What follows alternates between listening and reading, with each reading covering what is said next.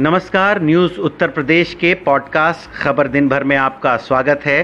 तारीख 13 जुलाई, दिन मंगलवार। मैं आशीष। शुरुआत करते हैं आज के मुख्य समाचारों के साथ। कोरोना की तीसरी लहर पर पीएम मोदी ने जताई चिंता। कहा, हिल स्टेशन पर उमड़ी भीड़ ठीक नहीं। कि हिल स्टेशन में, मार्केट्स में बिना मास्क पहने, बिना प्रोटोकॉल का अमल किए बिना भारी भीड़ का उमड़ना, मैं समझता हूं एक चिंता का विषय है, ठीक नहीं है। योगी सरकार पर हमला करते हुए संजय सिंह बोले, अब शकुनी लोगों से प्रदेश को बचाओ, भाजपा को चुनाव में हराओ। केजरीवाल जी चुनाव प्रचार करते हैं तो पूछते हैं आपको फ्री बिजली चाहिए कि नहीं चाहिए। भाजपा ही कहते थे हर गांव में शमशान होना चाहिए कि नहीं होना चाहिए। चंद्रशेखर आजाद ने योगी सरकार को घेरा। कहा, चुनाव आते ही याद आ जाते हैं आतंकवादी। चुनाव आता है तभी आतंकवादी आ जाते हैं और फिर वो 10-12 साल बाद रिहा होते हैं कि वो निर्दोष थे। शिया वक्फ बोर्ड के पूर्व चेयरमैन वसीम रिजवी ने कहा, मुसलमान ज्यादा बच्चे पैदा कर तैयार करना चाहते हैं आतंकी फौज। मुस्लिम कट्टरपंथी समाज की देवबंद जैसी ऑर्गेनाइजेशंस इसका विरोध इसलिए कर रही हैं क्योंकि इंसानी हुकूक नाम की, ह्यूमन राइट्स नाम की इस्लाम में कोई चीज है ही नहीं। टोक्यो ओलंपिक में भाग लेने वाले खिलाड़ियों के लिए योगी सरकार का ऐलान। गोल्ड मेडल जीतने वालों को मिलेंगे 6 करोड़। ये थे मुख्य समाचार। अब खबरें विस्तार से।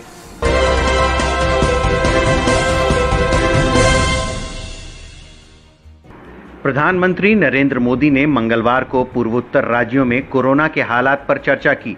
इस चर्चा में असम, मणिपुर, अरुणाचल प्रदेश, मिजोरम, मेघालय, सिक्किम, त्रिपुरा और नागालैंड के मुख्यमंत्री शामिल हुए।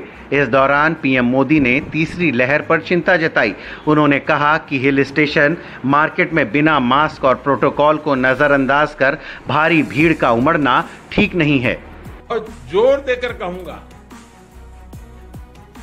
कि हिल स्टेशन में, मार्केट्स में बिना मास्क पहने, बिना प्रोटोकॉल का अमल किए बिना भारी भीड़ का उमड़ना, मैं समझता हूं एक चिंता का विषय है, ठीक नहीं है।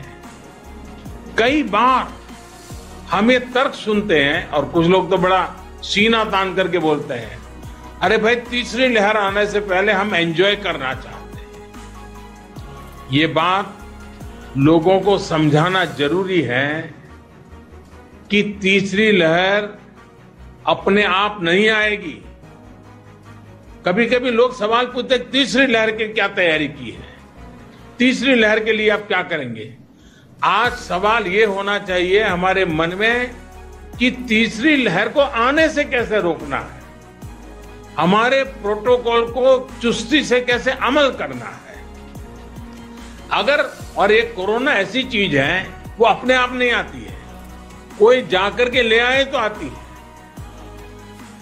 और इसलिए हम अगर इन चीजों को बराबर सावधानी करेंगे तो हम तीसरी लहर को ही रोक पाएंगे। आने के बाद क्या करेंगे वो एक विषय है, लेकिन आते हुए रोकना ये प्रमुख विषय है। और इसके लिए हमारे नागरिकों में सजगता, सतर्कता, प्रोटोकॉल का पालन, इस पर हमने थोड़ा सा भी कॉम्प्रोमाइज नहीं करना है।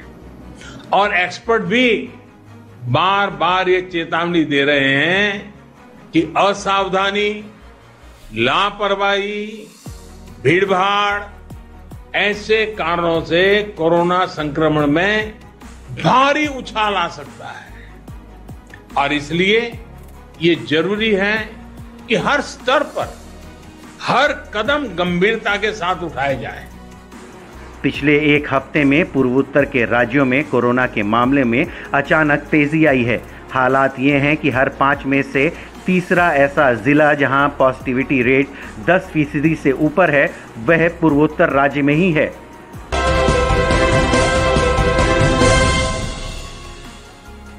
आम आदमी पार्टी के राज्यसभा सांसद संजय सिंह ने योगी सरकार पर जमकर हमला बोला है।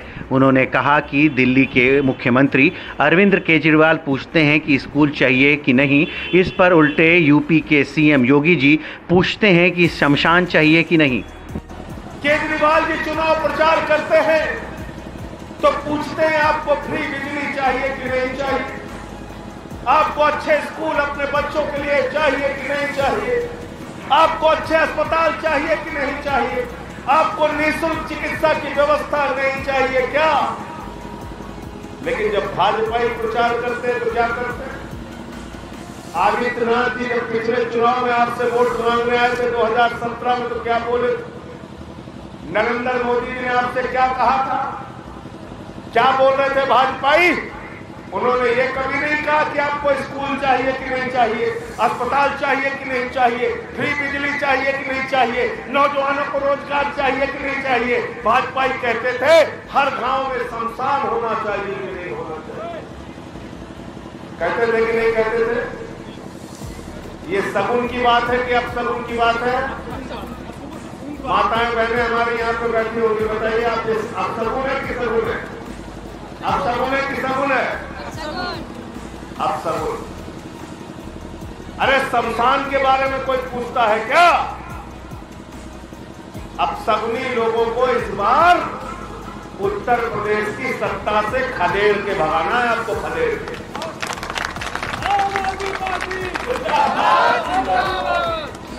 तो उत्तर प्रदेश में आपको अरविंद केजरीवाल की आम आदमी पार्टी को सत्ता में लाना है, जो पार्टी आपके बच्चों के लिए अच्छे स्कूल बनाना चाहती है, जो पार्टी आपको 300 यूनिट बिजली फ्री देना चाहती है, जो पार्टी आपको निःशुल्क चिकित्सा की व्यवस्था देना चाहती है, वो पार्टी उत्तर प्रदेश में आएगी। हमको शमशान बनाने वाली पार्टी नहीं चाहिए, हमको अस्पताल बनाने वाली, स्कूल बनाने वाली।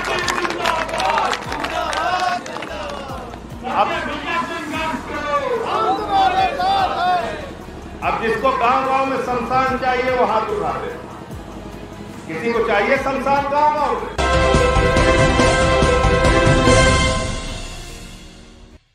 अलीगढ़ में बहुजन साइकिल रैली में शामिल होने पहुंचे आज़ाद समाज पार्टी के राष्ट्रीय अध्यक्ष चंद्रशेखर आज़ाद ने यूपी में 2 आतंकवादियों के पकड़े जाने पर योगी सरकार को घेरा है।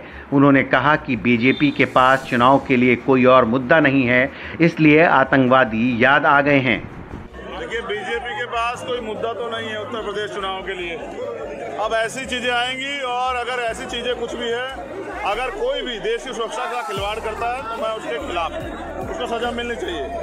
लेकिन अगर चुनावी एजेंडा सेट करने के लिए सरकार के लोगों ने कुछ किया है तो जनता माफ नहीं करेगी। ये जो बहुत दिन पहले होता है, जब चुनाव आता है तभी आतंकवादी आ जाते हैं और फिर वो 10-12 साल बाद रिहा होते हैं कि वो निर्दोष थे।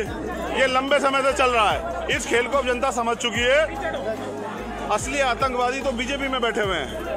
अभी जिन्होंने बहनों का चीरहरण किया प्रमुखी के चुनाव में, बहनों के कपड़े फाड़े, बहनों को जो है बेइज्जत किया और नंगा नाच किया लोकतंत्र में गुंडा राज का, असली आतंकवादी तो बीजेपी में बैठे हुए हैं। उन पर कब कार्रवाई होगी? वो जो नेता जिसने एसपी को थप्पड़ मार दिया, उनसे जवाब कब लिया जाएगा? मुख्यमंत्री कहाँ, कानून व्यवस्था कहाँ है उत्तर प्रदेश में? ये सारा झूठ जो है बेनकाब हो रहा है और जनता जो है सब समझ रही है।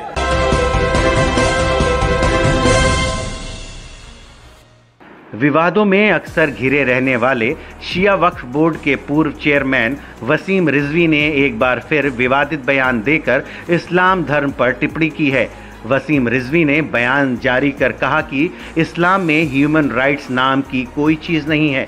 मुसलमान ज़्यादा बच्चे पैदा कर आतंकी फौज बनाना चाहते हैं। 2 बच्चे हर परिवार में अच्छे होते हैं, उनको इंसानी हुकूक यानी कि ह्यूमन राइट्स अच्छी तरह से मिल सकते हैं, उनकी अच्छी एजुकेशन हो सकती है। लेकिन मुस्लिम कट्टरपंथी समाज की देवबंद जैसी ऑर्गेनाइजेशंस इसका विरोध इसलिए कर रही हैं क्योंकि इंसानी हुकूक नाम की, ह्यूमन राइट्स नाम की इस्लाम में कोई चीज है ही नहीं। उनका यह सोचना है कि ज्यादा से ज्यादा बच्चे पैदा करो, उनको मदरसे में आतंकी तालीम दो और फिर उनको आतंक से जोड़कर पूरी दुनिया में एक बड़ी फौज बनाओ और उनको अल्लाह के नाम पर शहीद करो। ये उनका सोचना है। इस सोच से वो बाहर जाना नहीं चाहते। हाल में ही योगी सरकार ने प्रदेश की नई जनसंख्या नीति का ड्राफ्ट जारी किया था, जिसके बाद प्रदेश और देश की राजनीति में जनसंख्या वृद्धि पर बहस तेज हो गई थी। ऐसे में वसीम रिजवी के इस बयान से उस बहस को नई हवा दे दी गई है।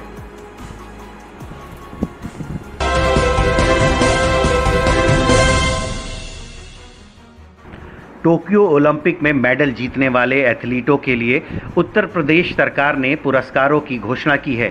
सीएम योगी ने घोषणा करते हुए कहा कि टोक्यो ओलंपिक में भाग लेने वाले सभी एथलीटों को राज्य सरकार की ओर से 10-10 लाख रुपए दिए जाएंगे। इसके साथ ही गोल्ड मेडल जीतने वालों को राज्य सरकार 6 करोड़ रुपए देगी। इस खबर पर ज्यादा जानकारी दे रही हैं शीतल। सीएम योगी आदित्यनाथ ने टोक्यो ओलंपिक में प्रदेश के 10 एथलीटों का हौसला अफजाई करते हुए नगद पुरस्कारों की घोषणा की है, जिसमें शूटर सौरभ चौधरी भी शामिल हैं। सरकार की ओर से कहा गया है कि सिंगल या टीम इवेंट में हिस्सा लेने वाले सभी खिलाड़ियों को सरकार की ओर से 10-10 लाख रुपए का इनाम दिया जाएगा। वहीं इंडिविजुअल कैटेगरी में गोल्ड मेडल जीतने वाले खिलाड़ियों को राज्य सरकार की ओर से 6 करोड़ रुपए का इनाम दिया जाएगा। वहीं टीम इवेंट में गोल्ड मेडल जीतने पर 3 करोड़ रुपए का पुरस्कार दिया जाएगा। टोक्यो ओलंपिक में कुल 18 खेलों में भारतीय खिलाड़ी शिरकत करते दिखेंगे। इस बार एथलीटों की कुल संख्या 126 है, जो कि भारत की तरफ से किसी भी ओलंपिक में भाग लेने वाले एथलीटों की अब तक की सबसे ज्यादा संख्या है।